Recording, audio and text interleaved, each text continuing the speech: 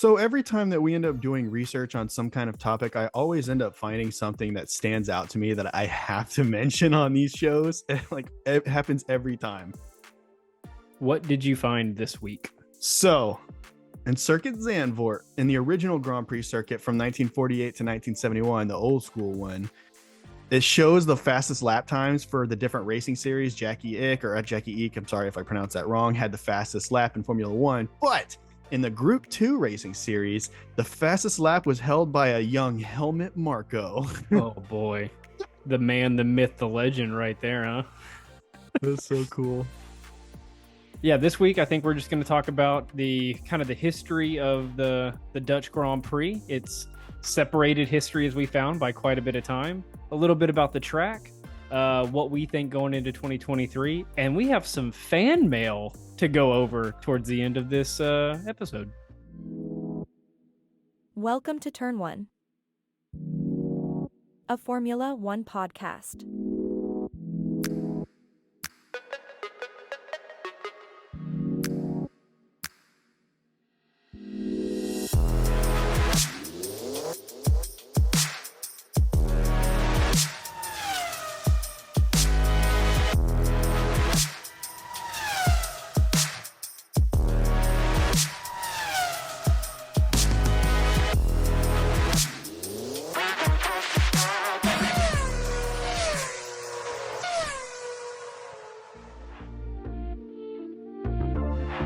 Now entering the grid.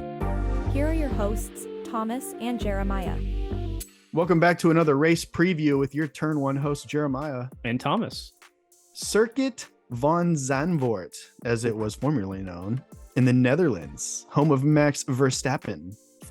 One of his home races, and we'll actually talk about this when we get to our fan mail section, but one of what we would consider Max's 3 home races, but some might consider Max to have 5 home races, and I've never thought about it like that, but it certainly could be viewed as him having 5 home races.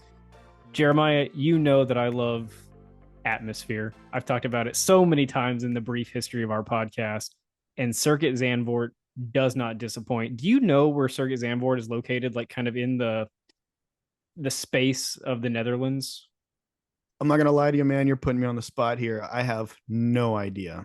It is on basically the beach of the Atlantic Ocean in between, or whatever they call the strait in between, like Europe and England. And it's super sandy and there's dunes. And if you're somebody that's familiar with golf, picture like a links golf course, and it kind of looks like that in the surrounding areas. But that's what makes this track special. It looks nothing like the other F1 tracks on the circuit. One, there's banked turns, there's sand, there's dunes, there's mounds. The bleachers are kind of constructed into the dunes, and so it kind of blends into the setting. I love everything about this track, especially the uniqueness of those corners and turns. Yeah, as we stated earlier, we tried to look at some of the history of the Dutch Grand Prix. Come to find out, there's huge gap. And we'll talk about that right now. Kind of the circuit history and why there is this massive gap in its time frame here. So, for those that don't know, 2021 was realistically the first year that it came back. They tried to come back in 2020, but with COVID, they took it back and tried again next year. I mean, essentially everybody did that for COVID. But coming back, they've only had one winner. This Max Verstappen, repeat winner back to back. So the real history of this race, we have to go back to 1985. 1985 is when we're finally going to get to see where these actual races were held, or not held, but how they played out. Niki Lauda being the very most recent winner in 1985 for the McLaren team. And the year before, guess who? Not Lewis Hamilton. No, 1984. It wasn't Lewis Hamilton. Prost. Yes, Alain Prost for McLaren. So this was, if you remember, before they started to dive into the Alain Prost and Ayrton Senna rivalry over at McLaren, it was Niki Lauda first. And so it was Niki Lauda and Alain Prost. So the fact that he got one in 84 and Niki got one in 85, I think that's really cool. Really surprised that we don't see like Nigel Mansell's name pop up on that list, right? Not Nigel Mansell, but the list is phenomenal of race winners here. It's like everybody that was ever a legend in Formula One has at least won this race once. Rattle off a few of the previous winners of this race. I'll start old Alberto Ascari. the man, the myth, the legend, 1950s. Jim Clark's won this thing 4 times. Jackie Stewart's won this. Jack Brabham, Graham Hill, Sterling Moss, Nicky Lauda, James Hunt, Jackie Stewart, Mario Andretti. I mean, Nelson Piquet. I could keep going. Max Verstappen. Yeah, well. So these guys were all racing back in the original Grand Prix circuit at Circuit Zandvoort, which is crazy different from the circuit that we've watched the past 2 years. And while we were doing some digging on this, normally when a track makes some upgrades or renovations, right, they do little tweaks, they change a turn, they change a chicane, they add something, right? No, Zandvoort did a full, starting from scratch almost, redesign of their track because of that kind of gap that they had in their history. So after 1985, they stopped running the F1 races there because the town of Zandvoort had been closing in around the track, and it suddenly became unsafe to renovate the track. They couldn't upgrade it. They couldn't, there was noise pollution. And so they're like, hey, we're going to take a break. We're going to redevelop this track and roll out something entirely new. Right. So in 1985 or 1986, rather, the company that was actually over the Zandvoort track just went out of business casually. No longer have money. Sorry, can't do anything.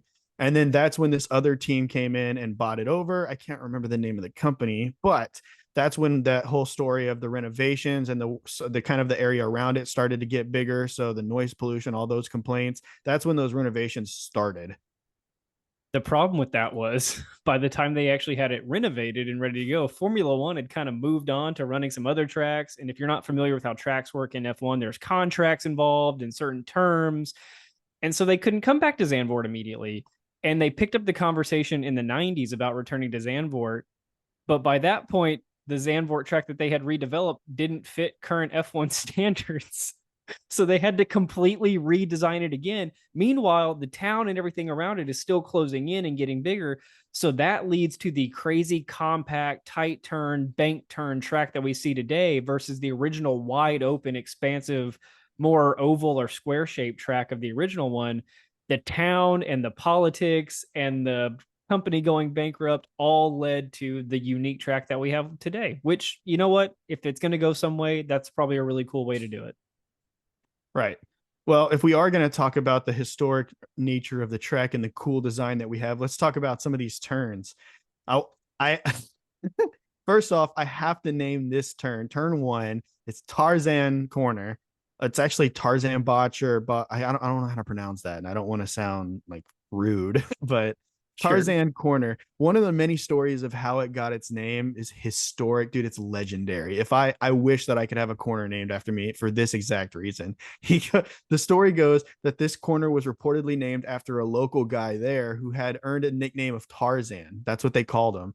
And he didn't want to give up his vegetable garden in the dunes to the track designers. And the only way he was going to do it is if they named the nearby corner after him, hence Tarzan corner.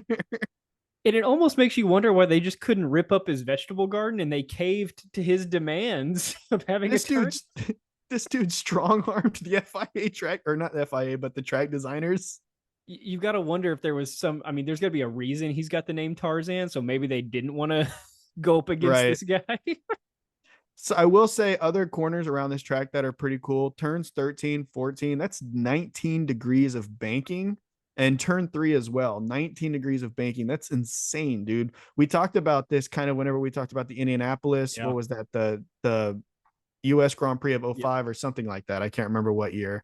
Regardless, the banking can really tear up these cars. It adds a whole different dynamic. You carry more speed going into the corner. There's so many different variables that now you have to consider because of things like this. I'm really surprised how Pirelli pulls this off of the tires, because just like Jeremiah mentioned, the 05 Grand Prix turn 13 at Indianapolis was tearing up those Michelin tires. And how do we suddenly kind of have it figured out to where like banked walls and a ton of pressure going onto one side of the car, one particular wheel doesn't tear up the tires?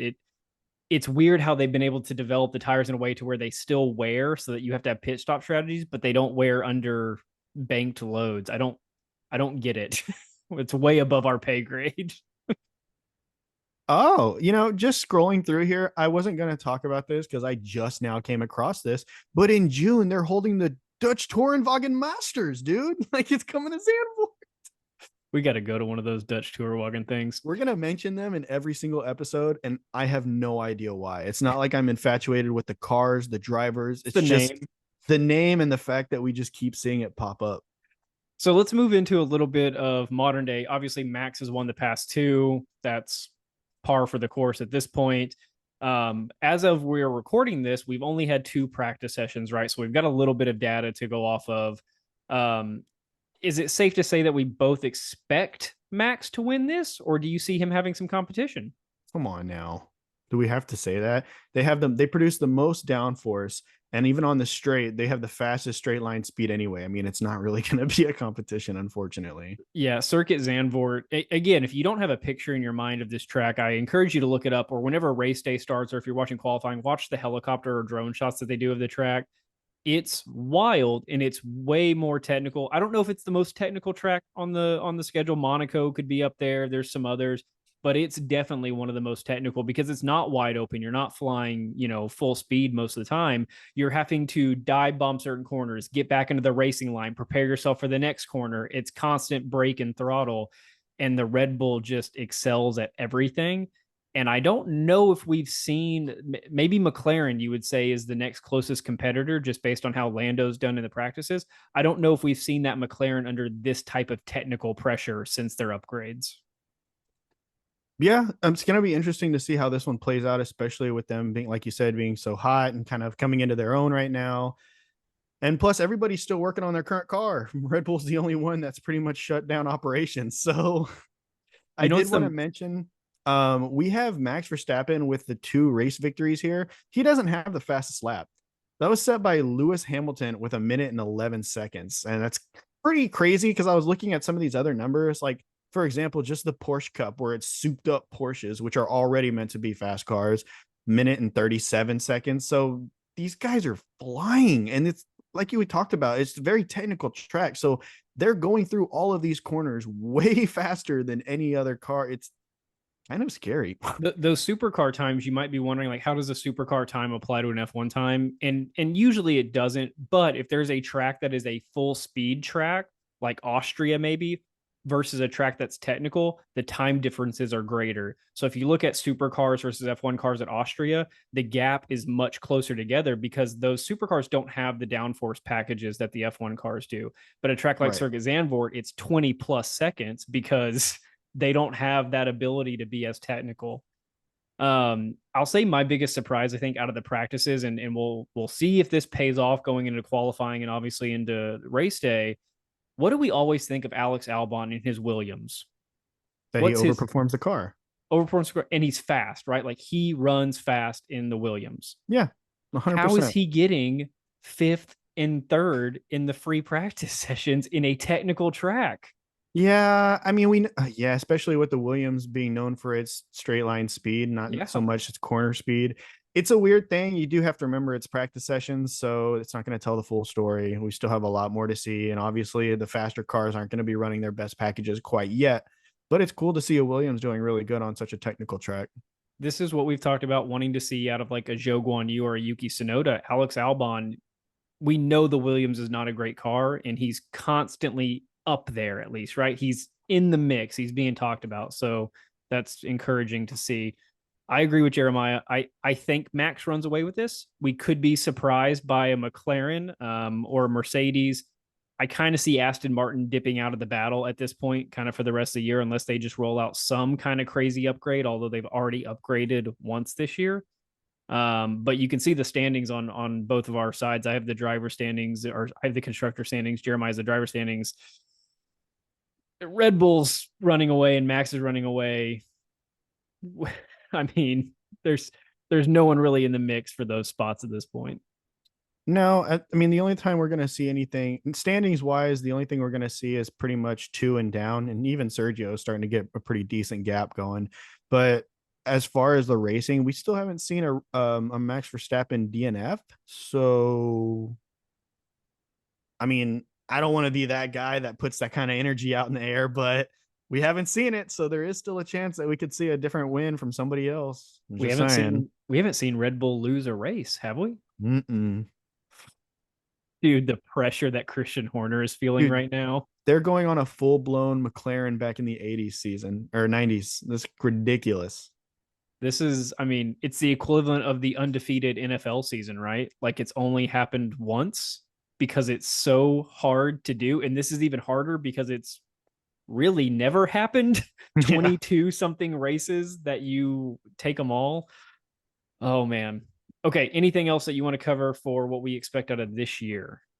No, not so much. Oh, I am always excited. One more thing about atmosphere. It's going to be another orange smoke race. And we saw this. Was it last year when they threw the smoke grenade on the track? Was that Zandvoort? That was Zandvoort, and I think it was last season. No, no. I hate it and I love it all at the same time because it's Hey, just chaos. y'all behave out there. Yep, just they're going to a race.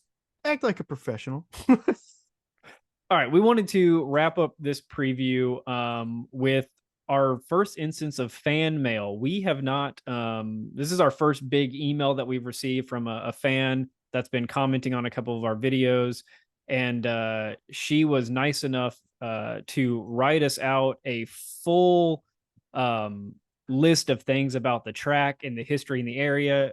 She herself lives in Amsterdam and has frequented the track several times and knows the location and a lot of things about it. So shout out to her. If she wants us to mention her name, we will. Just let us know in another email if you're okay with us sharing your name.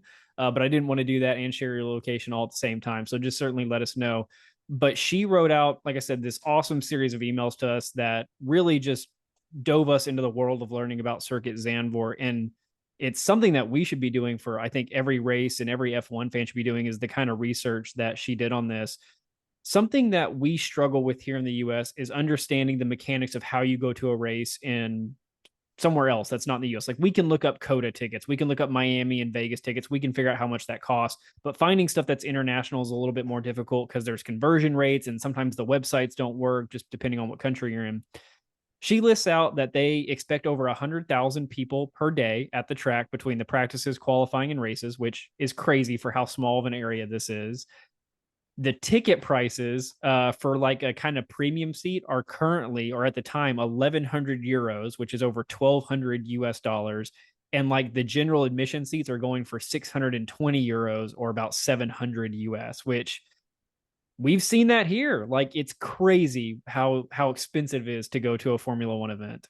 She also took the time to like do the research as to where the teams stay. She found that last year Max Verstappen and Kelly Piquet took residence in Amsterdam for the entire weekend. They stayed at a very nice hotel, the Conservatorium Hotel. She listed out how all the residents there are walking and biking, and it's a very outdoor active city. And so the drivers kind of take part in this in the weekend. So if you're out there visiting in the Amsterdam area, you might see Yuki Tsunoda scootering by, I don't know, in downtown Zandvoort or something like that. Well, I don't know if it's going to be Yuki Tsunoda. Just she went in depth in this thing, man. It was awesome. She told us that it's said that this year or the Red Bull team will take residence in a slightly posh area of town. It's a beach town named Nordwick. I don't know anything about it, but I thought that was a cool little tidbit there. So you probably won't see Yuki Tsunoda out there. Yuki's going to be out there in Nordwick. A couple other things that I like. She mentioned that Zandvoort is often promoted as Amsterdam's beach, and it reminded me of how. So we're in we're in North Texas, and here we have the Dallas Cowboys. But the Dallas Cowboys play in Arlington, which is like a good 30-40 minute drive from Dallas, and they practice in Frisco, which is like an hour from Dallas. And she mentioned that Zandvoort is about a 25-minute train ride away from actual Amsterdam. So like you go to Amsterdam thinking, oh, beach town, it's going to be great. And then you've got to get on a train for half an hour to actually get out to the beach. The last couple things on here, the town of Zandvoort and this whole area of kind of northwest Amsterdam in the Netherlands has a crazy history behind it. Emperors, empresses, betrayals. It seems like something you read about in a Shakespeare play is how it was kind of read out. So certainly do some looking into that. The kind of final things were that we've always thought about going down to COTA, and you see it says, Crofty and Brundle come on the broadcast and they say 450,000 weekend attendance. And you're like, okay, this is going to be insane. In the US, we have horrible public transportation. And so parking lots get full, bus routes, Ubers, Lyfts gets full, all that. It's kind of nice to know that we're not the only place that experiences that, because in her letter, she detailed how traffic is going to be a nightmare for all the patrons out to the race, whether you're taking the train or the buses or you're driving there. There's going to be nothing but congestion. But she did recommend biking is a great way to go out there in Zandvoort. Rightfully so too. The countryside is absolutely gorgeous. I was scrolling through in Google Earth, and then I was looking at pictures that different tourists had taken. The layout is absolutely gorgeous out there. Last note, I almost forgot. She mentioned that the Dutch national anthem is being played by Andre Rieu and DJ La Fuente. And is this like, I don't want to sound cocky, but we're Americans. Is the Dutch national anthem the F1 equivalent of like the US national anthem during the Olympics? Like everybody just gets so tired of hearing it all the now they have to hear it like twice because they're gonna have to hear it back to back as soon as he crosses that finish line. We all know this because it's the home race and he's gonna win. All right. Well, thank you to our fan. Like I said, if you want us to call out your name, let us know in another email. But you know who you are. And we'll certainly share that on our next episode. If there's any other people out there, any other fans that want us to shout out a more in-depth version when we do these previews of what your home race is, send us some information, do a little research. If not, just give us some quick little tidbits on some common things in the area that would be known for locals, but maybe not necessarily for us across the pond. Yep, we might be able to go down to Coda or maybe go out to Miami or Vegas one year, but it's going to be a long time before we head to Circuit Zandvoort or we head to Interlagos or something like that. So if these are your home races, let us know what the scene is like, because we want to know and we want to share that with people that probably will never get the chance to see it. Definitely. All right, guys, that is it for our 2023 Dutch Grand Prix preview. Join us after the race weekend for a nice little recap. Guys, if you think Helmut Marko can get out there and still do it and do it right, I want to see that, and I'm inclined to believe you. All right, bye, guys. Bye, guys.